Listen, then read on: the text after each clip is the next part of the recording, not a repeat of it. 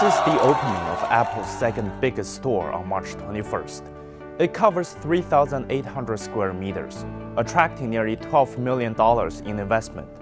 Apple CEO Tim Cook personally welcomed the first customers. I love China and the people. Not everyone was smiling. In the United Kingdom, the Associate Director of the Royal United Services Institute for Defense and Security Studies, Jonathan Ale, mocked Cook. He wrote on X that Cook could lose the market at a stroke of a bureaucratic pen. In the United States, Fox News said it should be a warning. It makes sense that he's over there, but to sell more iPhones and more products in China. But it also, I think, the Chinese Communist Party are not going to allow American companies ultimately to be successful there. Well, if that's true, we might not have seen this. The state-business relationship has always been a go-to cudgel when someone wants to criticize China's business environment. For example, China's revision to its counter-espionage law last year started a wave of association and insinuations in the international media. The New York Times, Wall Street Journal, The Hill, and many others have used it to argue and reinforce the perception that foreign firms are forced out of China. This piece particularly made links between the revision and the China-US relationship. It said that the revisions came amid a wave of raids, inspections, and other acts by Chinese authorities against foreign, chiefly American businesses, as tense US-China relations deteriorated further. Some of the small cases only involve one or two companies, a couple of people. However, there are thousands and thousands of companies running in China that are not being harassed or raided or fined.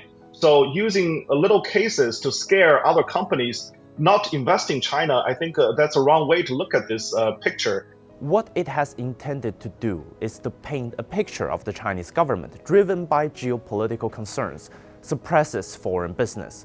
What it's saying to foreign businesses is simple: do not invest in China. But the business community is saying, thanks for the advice, but no thanks. China is the biggest car market in the world, and it's the biggest market for Mercedes. We do business here. Most of our operations are here, so we build almost all the vehicles that we sell in China. Every year makes China different or leads to a different China. So I always come here, try to understand, meet new people, learn and collaborate with them. China is a great supersized market with a fantastic potential, but more importantly, that it continues to transform, to reform, to open up, and to support the economy in a very high quality development direction. Opening up and foreign business investments have been the open secret of China's economic miracle over the past several decades. In his 2024 government work report, Chinese Premier Li Qiang said that China will ramp up efforts to attract foreign investment, including further shortening the negative list for foreign investment, and all market access restrictions on foreign investment in manufacturing will be abolished. Market access restrictions in service sectors like telecommunication and healthcare will also be reduced.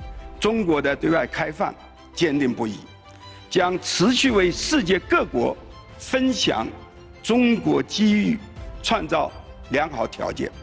In January 2024, 4,588 new foreign invested firms were established in China, up 74.4% year-on-year.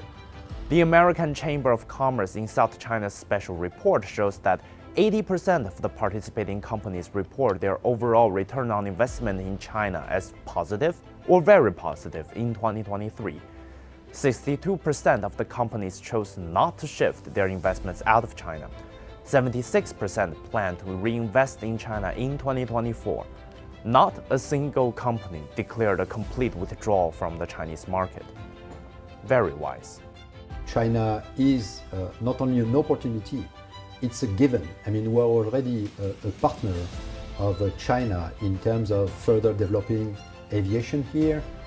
We invested a lot. I mean, of course, our final assembly line in Tianjin is one of the most visible assets that we're having here. We're going to have a second final assembly line over there. If you look at the top, 50 to 100 top multinationals, the Chinese share of the global market is between 15 to 50%, right? They have actually enjoyed the Chinese market and success in there for the last 20 years. The question is, what am I going to do for the next 10 years?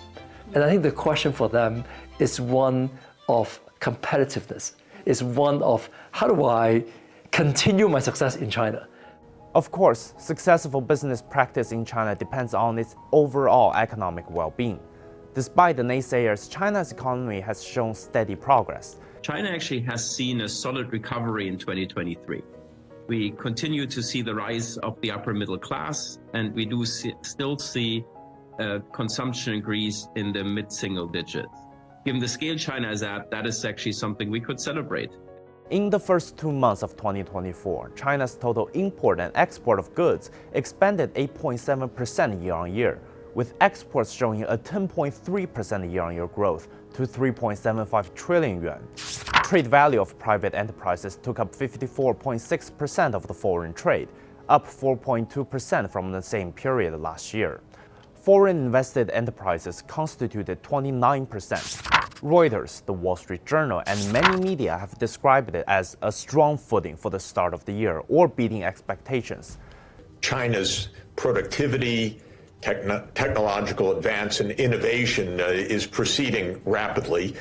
China is the low-cost producer of most of the advanced, clean, green, digital technologies that the world wants. So on the supply side, I think the Chinese economy is in very good shape.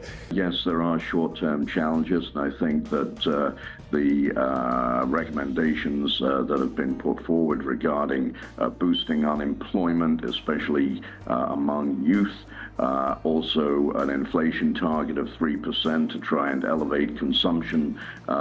These are measures that will ensure the continued health of the Chinese economy. Businesses want to earn profits. It's quite simple. They go where the market and the money are. And the Chinese market has proven to be irresistible over the past several decades.